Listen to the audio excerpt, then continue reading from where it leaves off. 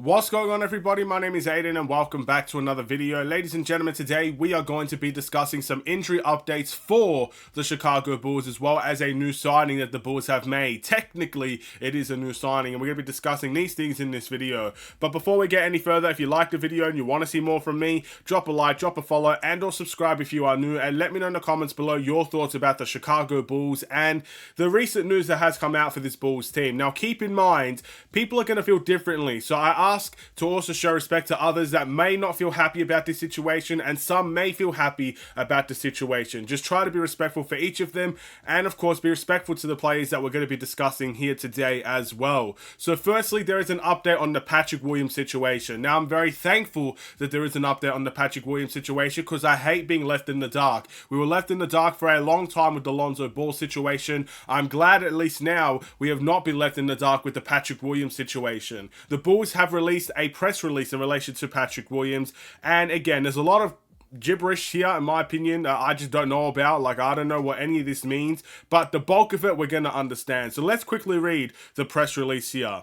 Chicago Bulls forward Patrick Williams, who has been sidelined since January 25th with an initial bone edema in his left foot, recently underwent routine subsequent imaging revealing the progression of his foot stress reaction. Williams will undergo surgery and be out for the remainder of the season. Update will be provided as appropriate. So there you go, ladies and gentlemen. It looks like Patrick Williams has undergone or will undergo surgery and will be out for the remainder of the season. Now again, I just like the fact that we are now in the know. We now understand the Patrick Williams situation. We now understand how damaging it is. We now understand what the Bulls need to do in order to make this season at least watchable for the rest of it, because I feel like a lot of people will look at this news and say, that's it, our season is over. And it may very well be season over for the Chicago Bulls. We lost a forward, and we have another forward that's sidelined for 2 to 4 weeks, or will be reevaluated in 2 to 4 weeks. So we're going to have a lot of our season with no forwards at the end of the day. But that is something we're going to have to find a way to manage at the end of the day. And this is something that is going to hurt the Bulls. It's not a nice feeling to see one of your best 3-and-D players out for the season. It's never a nice feeling to see one of your players undergo surgery. It's never a nice feeling to be kept in the dark, when I feel like Patrick Williams himself was probably kept in the dark for a lot of this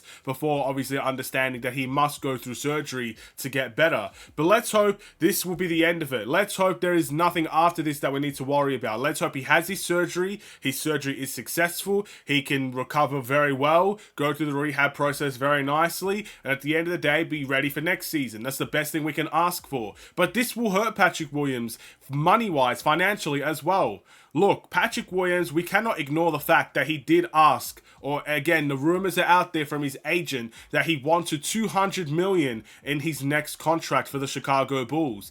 Now, I am not a rocket scientist or anything like that, but when I look at Patrick Williams' play this season, granted, it has improved a little bit from last season. You still need to ask the question, is he worth $200 million? And I think 99.9% of Bulls fans will make the case and make a valid case that he is not worth $200 million. And if there was any chance for him to get that, this could have been a helpful time. Maybe he delivered in the playoffs, for example, for us. He stepped up massively in playoff atmospheres, and maybe that could have given him some extra money. Whatever the case may be, we know he's not getting $200 million, but either way, it's going to affect him financially. So we have to be very aware of that as well. Whatever Patrick Williams gets in his next contract, whether it's a big contract or a small contract, we must also acknowledge it's probably going to be less than what he originally would have got if he was going to stay healthy for the remainder of the season and potentially participated in the playoffs.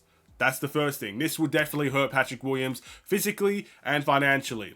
Let's move over into the next thing the Chicago Bulls did, ladies and gentlemen, and that is they upgraded Onuralube Bitim's contract from a G League contract to a multi-year NBA contract. Now, keep in mind, I do believe this is technically our buyout option for the Chicago Bulls. We basically just upgraded Onuralube Bitim to a roster spot for this Bulls team, so he's able to play in NBA games now. That's how I view the situation, and I believe that completes our roster. I think there'll be a two-way contract spot, if I'm not mistaken, that's available that the Bulls could do something with, but I kind of see this as it for the Chicago Bulls. This is all that we're going to do.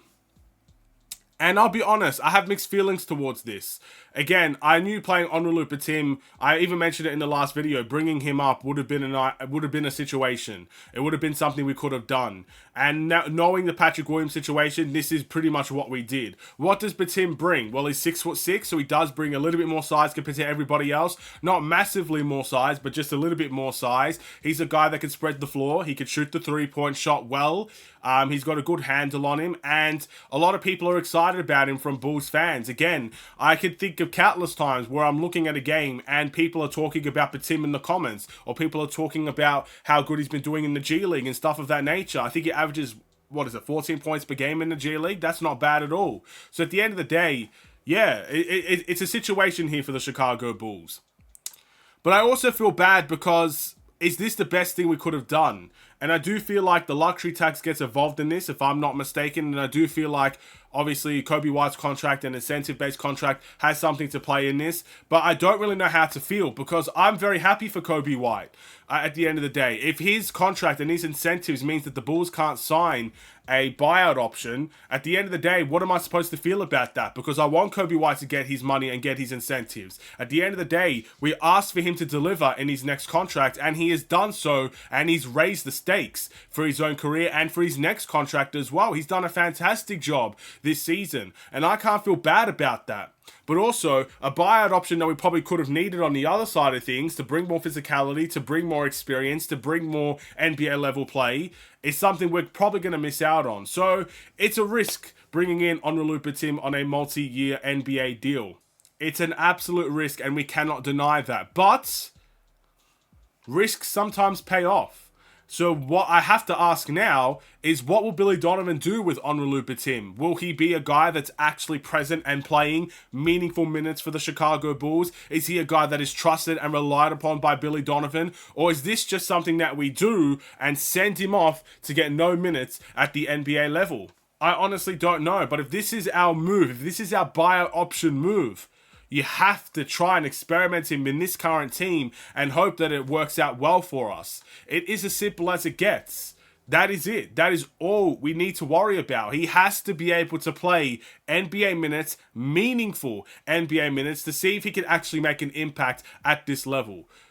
If that's something we're not going to see, then this is a complete waste of a roster spot. This is a complete waste of a move. So it's up to Billy Donovan here, in my opinion. The Bulls have made their move. They've made their next step. People will react positively towards this. I know there is going to be a few section of you guys that will react positively towards this, and people will react negatively towards this, saying, is this literally all that we're going to do? Is this the rest of the team that we have to move forward to?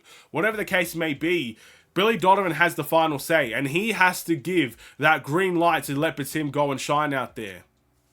Whether he does it or not, we'll wait and see. But that's the big news for the Chicago Bulls in these last couple of hours, last couple of days. What do you guys think? Are you mad? Are you upset? Are you angry? Let me know in the comments below. I'll be eager to see what you guys say. And thank you so much for watching. Drop a like and a follow, and or subscribe if you are new. And I will see you in the next Chicago Bulls related video. Stay safe, stay healthy, and stay tuned for more. Take care, and peace.